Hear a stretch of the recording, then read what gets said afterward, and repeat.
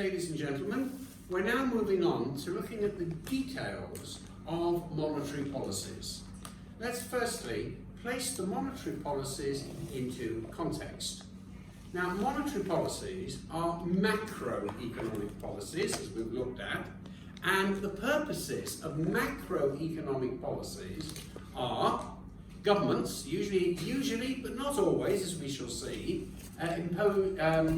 used by governments for managing the economic welfare of the country to, hopefully, the optimum benefit of the population. That's what they get voted in for. The stakes are high.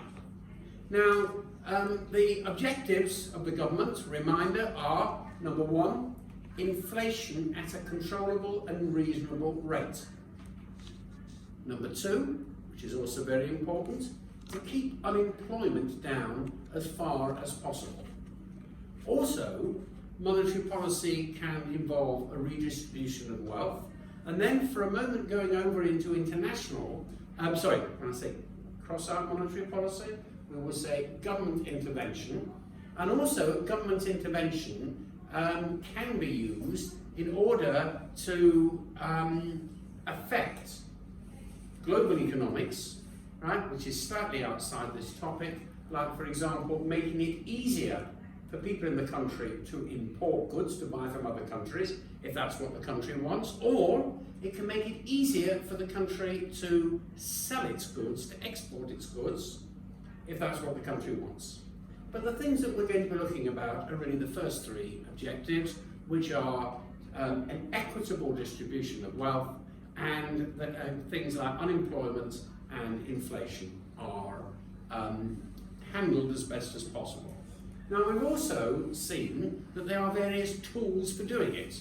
This can either be adjusting the aggregate demand, right, moving it to the right if they want to expand the economy, or moving it to the left if they want to contract the economy, right, demand side policies, of which one of them is monetary policy.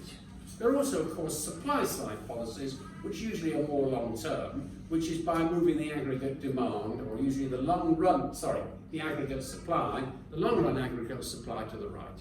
So let us see, as monetary policies, we're looking at the details of what tools the government can use under the monetary heading to either expand the economy or to contract the economy as necessary. From the point of view of today's discussion, we're going to be focusing on what happens if the government wants to expand the economy. Now, the first thing is that the government isn't working the fundamental rule is that the government, in monetary policy, is not working by itself. It's working in conjunction with other institutions that the government does not necessarily have full control over, or even relatively partial control, which is the banks. Now, the structure of the banks are that banks are involved with making finance possible. That's the point of view for the public. If there isn't a banking system, people can't borrow money. The other thing that banks are important from the producer's point of view, from the banker's point of view, is that they actually do quite well. They're there, right, in order to make profits. Now, they do that very crudely by, if you have an account with a bank, you simply put your money in the bank and they pay you. They may pay you interest, right, if it's a savings account, but typically won't if it's a current account. Right, they're doing you a favour by looking after your money, or so you feel. Well, the money's there, and when it's time for you to withdraw it, you withdraw it. At the same time, right, the banks, who've got huge reserves of money, to which your account happens to be the latest addition, right, the banks use that money and lend it out to people, to borrowers. For example, a person who wants to open a factory and wants to have new equipment, a person who wants to open a restaurant and wants to refurbish the kitchen. Right. Another example would be if you want to take a loan from the bank in order to finance your home. Right, you'll be very grateful to be able to take that loan. Chances are that by the time you've actually paid the money back, you've paid double or even more than double than the amount that you borrowed. Right? That's the way money works, and that's how banks make money. They pay you at a very small level of interest, if at all, by looking after your accounts, but they use the money from your accounts to invest. Now, how does the bank actually influence the amount of the expanding the economy? Well, what the bank wants to do, as far as possible, is as soon as it's got your money, the bank wants to take that money and invest it at the highest point where it gets the highest possible return, and it would like to take all your money. It can't, because banks are regulated, and you've got two levels, right, with regulations. You've got the national bank,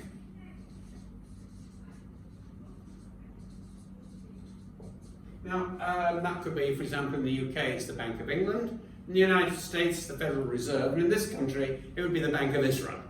So you've got the national bank to start off. They're at the very, very centre. Then you've got all sorts of,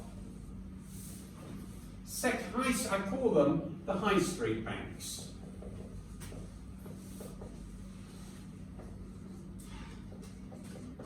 Now, if you're living, for example, in Israel, where this video is being made, you won't be having your holding your account directly with the Bank of Israel. Yours will be either Discount Bank, Parlin Bank, First International Bank, Leumi Bank, and all the other various banks that you actually have in the high street. Now, all these banks are associated, the high street banks, with the national banks. Why? Because no one's going to do business with banks that aren't regulated. Would you put your money in a bank where you're not going to be able to get a return or you can't, or if you need to take your money out, you're not certain that it's going to be? No, sir. Right? Banks have to be regulated. Now let's have a look and see how banks are regulated, just that you've got the background. One of the things is that the banks have a relationship with the national bank. And that is they have to put a certain percentage of what they take, typically 10%, into the national bank.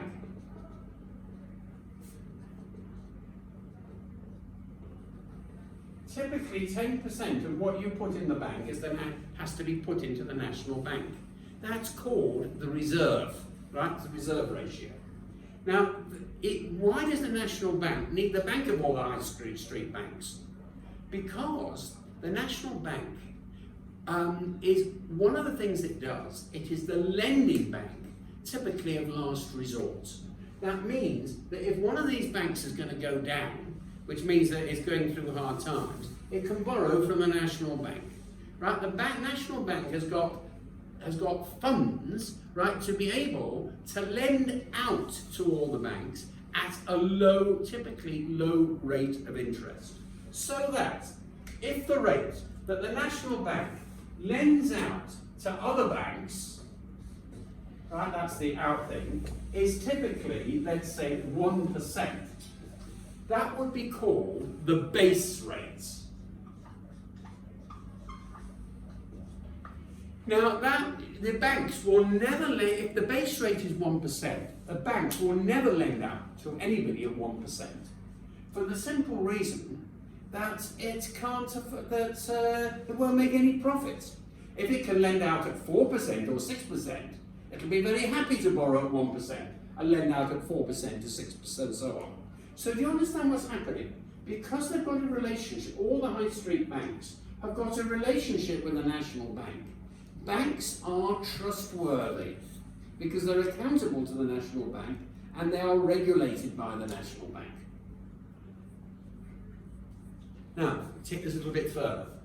Now that we know, that we understand the position between the national bank, right, and the high street banks, let's have a look and see how banks make money. Let's forget the national bank for a moment, and let's imagine that you opened your account with Bloggs' Bank. Let's call him Bloggs' Bank. Now, the bank that's owned by Bloggs & Co. Now, let's say that you put into that bank the sum of $40,000, right? You want to open an account with $40,000.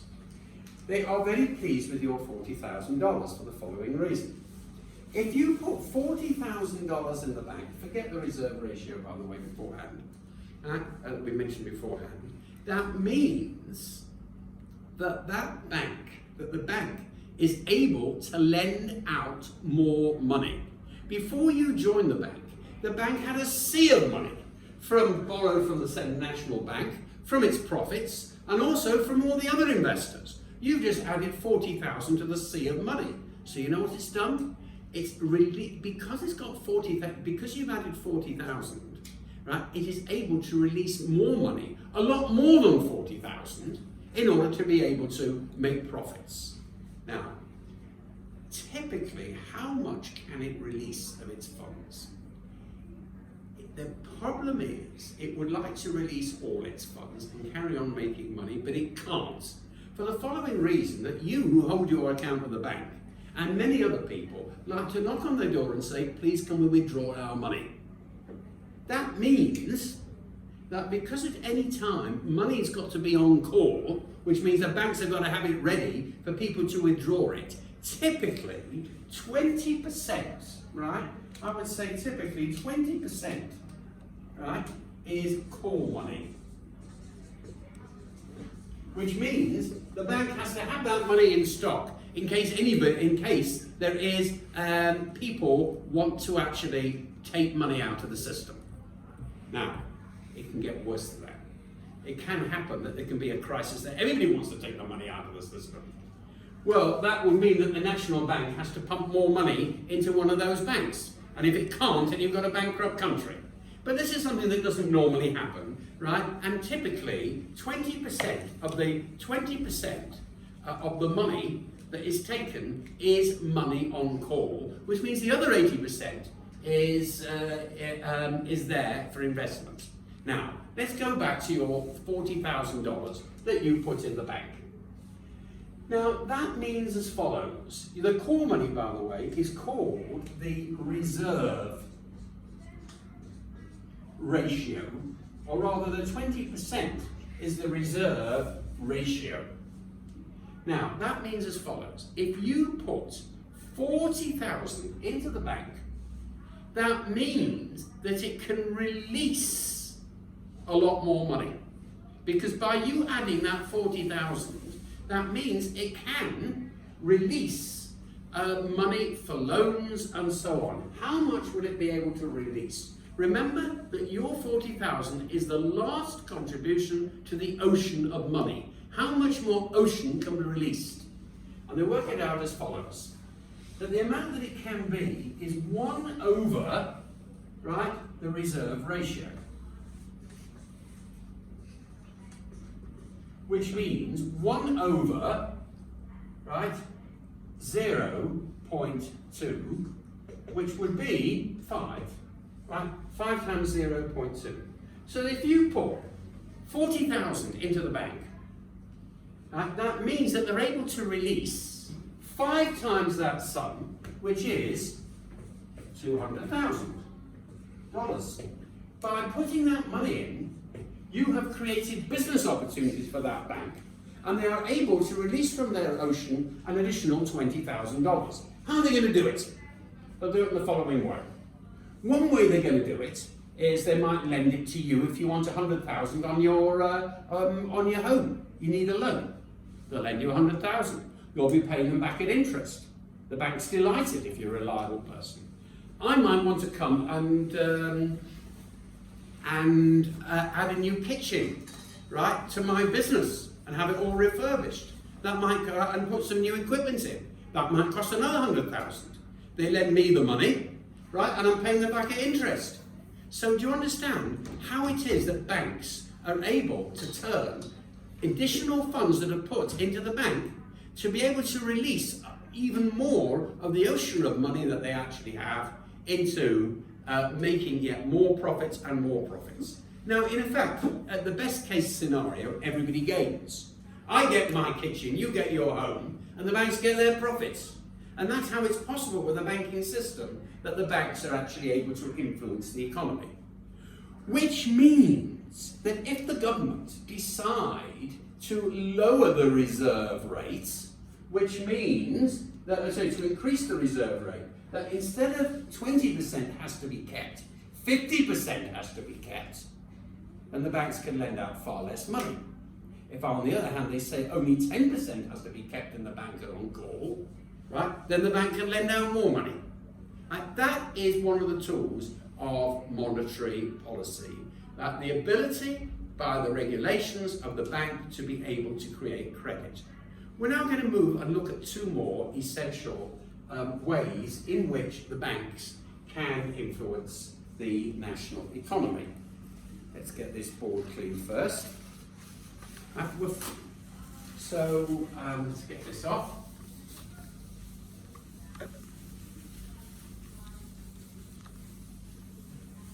There we go.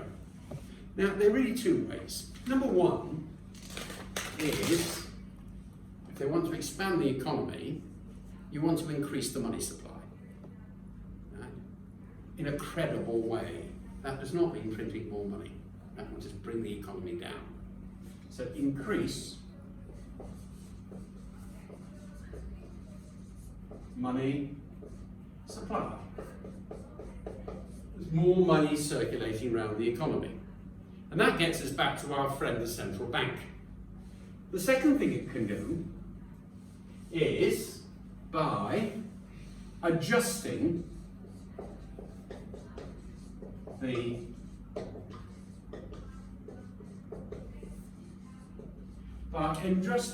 interest rate.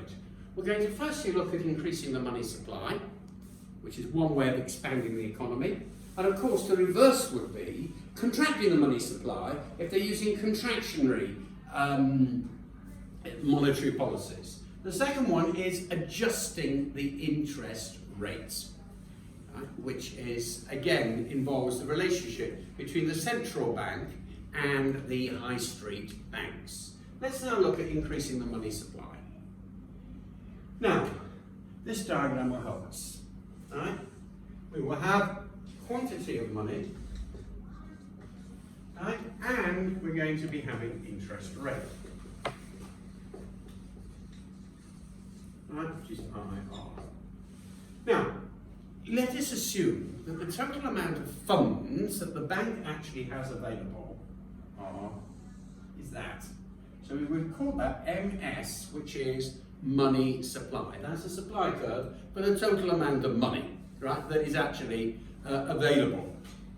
Now that would mean that if the demand for money, right, was very high, right, then the interest rate would go up. It would, right, that's the demand for money. If the demand for money went down, then the interest rate would be low. But as long as they're getting interest, banks are happy to be able to lend their money out. But they've only got a finite amount of money to actually lend out.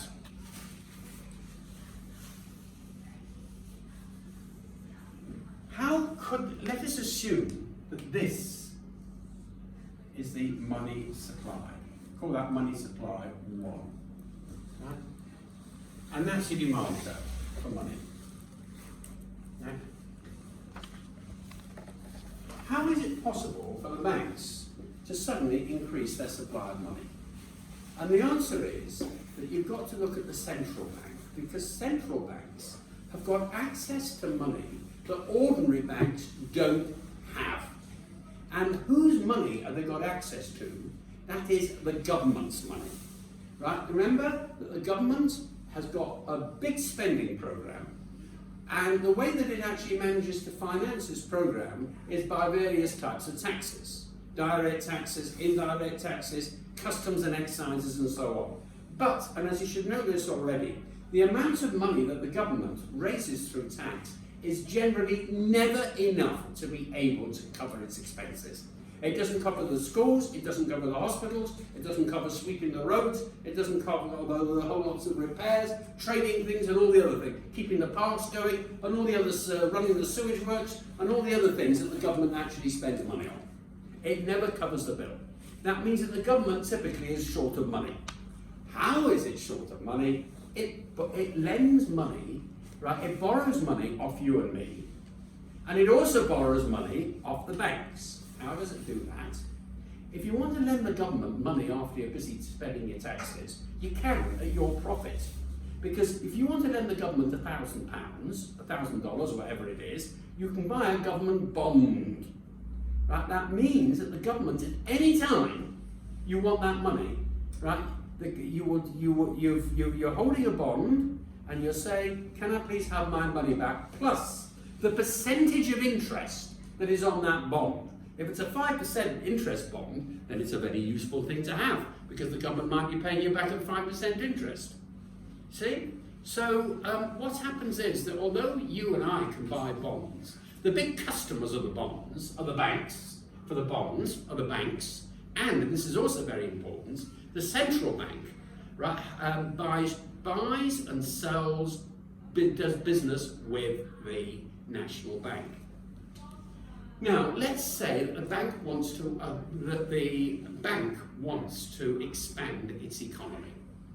What it will do is, it wants to expand its funds. It has lots of money. There are lots of bonds that it's bought. Lots of bonds that it's bought. What it will do is it will cash those bonds for the government. It will go to the government and say, please, here are my bonds, give us cash. Right? Payment. So what will happen will be that the central bank has cashed a whole lot more, and the money supply will move from money supply 1 to money supply 2, which means that the bonds that the central bank have been liquidated. Right? They've been turned into money. They're not IOUs, bonds, they're actual money. Once the central bank has got more money, it has more funds that it can actually lend out to the at a price, right, at the base rate, to the main banks, to the high street banks, and that means that there's more money for you and I able to borrow. That is the way that they actually increase the amount of money in the system, and that is called the monetary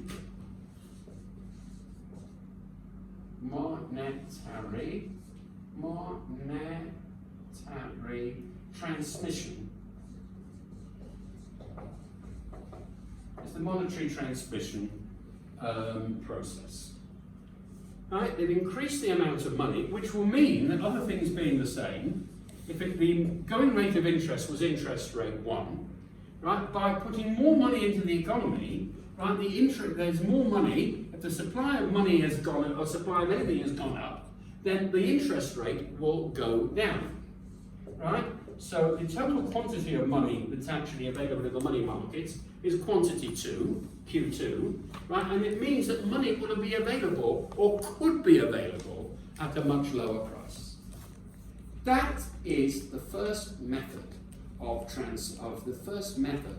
that the governments are able, or the first main method, right? The first main tool that the government is actually able to influence the amount of money, or rather that's actually in the system. If, however, it's the other way round, that there's too much money in the system, then what will happen will be that the central bank will buy bonds and lend it to the government, so therefore the money supply will go back from money supply 2 to money supply 1. The interest rates will go up because the supply of money is lower, and that means that there's going to be more money, there's going to be less money rather circulating in the economy. Now, the good thing about this is that this can be done fairly quickly, right? And also it means that as long as the country is solvent, it's a practical method. Unless you've got a bankrupt country, and a lot of countries are bankrupt, right? Then as long as the banks have got plenty of bonds, right, they can cash those bonds and then liquidate the reserves that they actually have by pumping more in the system, right, and doing quite well out of it. The disadvantage, of course, is that even if the central banks have actually got cheaper funds, the central bank, like the Bank of Israel or the Bank of England, has got cheaper funds and is lending them out to the bank instead of at 2%, is lending them out at 1%. There's no guarantee that the banks are going to reduce their interest rates to the public. The banks might say, no, we're going to keep our interest rates. So it's not necessarily a perfect method. That is the first method that is used, which to be a first main method, which is increasing the money supply. And as a byproduct, what happens is that the interest rate can either drop or it can fall. However, there are other ways of manipulating the interest rate, which are more straightforward, which the banks actually often use as well. And that's going to be the second method of monetary policies. So let's just clean the board, and we'll finish off by considering that. Now, what can actually happen as well is that the second method means that if more money is pumped into the economy, that means, say for example during COVID, that means that goods and services are likely, it's going to be easier for people to be able to expand the supply of goods and services and thus reduce unemployment. So if we're going to use an ADAS diagram, PL, real GDP, this is going to be our SRS, that's going to be our LRS. And let's say that we've got a typical situation, which was what happened during the beginning of the COVID, that the AD was here. Now, there are various monetary policies that the government can use. One of them is, that was done by several countries, including Israel. They actually pumped more money into the economy, not with interest, but free. They actually gave free handouts to households and businesses so that they would actually be able to invest the money in the system through the multiplier effect, be able to create more jobs. That might be an extreme type of monetary policy. But what is far more typical is that if governments are actually reduce the interest rates on borrowing money, then that means there are far more people and businesses that are able to be able to expand the business, right? And therefore the AD could move from AD1 to this situation, which is AD2, and then could, to AD2, right? And therefore Y1, and here would be at YX, and at YX, what they've actually done is they've closed the recessionary gap. And that's the aim of why in many countries, for example Hong Kong, and also here in Israel, governments even gave free handouts out to homes in the idea that they would spend money and through the multiplier effect be able to stimulate the aggregate demand. So what happens is that if interest rates drop, which means that the central bank might lower its interest rate from 1% to 0.5%, and that means that people might be borrowing for the banks, and instead of at 4%, they might be able to borrow at 3.5%. Now what's the difference between 3.5% and 4%? A lot if you're dealing with money. You're getting money substantially cheaper. And therefore, more money is it's attractive to borrow money, to be able to set up businesses, be able to pay back at lower rates, which means that there's going to be a lot more economic activity. And likewise, by raising the interest rate, if the economy is overheated, right, and there's inflation, right, that can bring it back to the macroeconomic equilibrium. Now, if they use this method, it's got various advantages and various disadvantages. Firstly, it actually, compared to supply-side policy, it's reasonably quick. But in fact, it's slower than fiscal policies, because just because there's a change in interest rates doesn't mean that there's suddenly a crusade of people going up to the banks and borrowing money. It takes, if they're not very confident about how the economy is working, they're not going to suddenly start borrowing money. It takes time, particularly after COVID, for people to have enough confidence in the banking system to be able to want to borrow on a big scale. So it's quicker than a supply-side policy, but not as quick as a fiscal policy when they suddenly lower tax rates, for example, right, and free up more funds. So therefore it takes its time, and a typical sort of time frame would be about 18 months before it's sunk into the minds of the people that here is money that can be borrowed at a substantially cheaper rate, and people are prepared to borrow money, invest, and thus create more economic activity and be able to employ more people, and also have more goods for sale abroad. So that's the first thing, right? It's reasonably quick, but not that quick. The second thing about monetary policy is that it's not 100% in the hands of the government. Think of it politically. A government doesn't say to a bank, typically, lend out more money. A government can advise, but ultimately, banks tend to be independent, like national banks and so on. They have a degree of independence, and they are not necessarily under government control, which means that if the government decide to do a quick expansion before a new election comes around, the central bank can say, hold on, we're an apolitical organisation, we're not going to do that. So they're not necessarily tools for popularity of the government, and can be run by experts rather than quick currying favour with the public that might be a policy that's used by the government. On the other hand, it's by no means perfect. Now, especially Keynesians, they seem to be less happy about monetary policy, and they're more into the fiscal world, because the Keynesians seem to feel that money is not actually, if people are going to borrow money, they're going to borrow money anyway, whether it's 3.5% and 4%. It's not very elastic in demand. Right? People borrow when they need, and even if it's a bit cheaper, right, if they don't need the money, they're not going to borrow it. Right? And according to the Keynesians, right, the tendency, the reason that they haven't normally taken that line of monetary policy, because they think they're not going to make a big difference, other things being equal. Money is interest elastic. The other thing is, and we're going to finish on this point, is that even if the central bank cuts down its base rate and lends its money out cheaper to the high street banks and advises the high street banks, please will you cut your interest rate from 4% to 3.5%. There's no guarantee that Bloggs's bank that I introduced at the beginning is going to follow that particular directive of the central bank.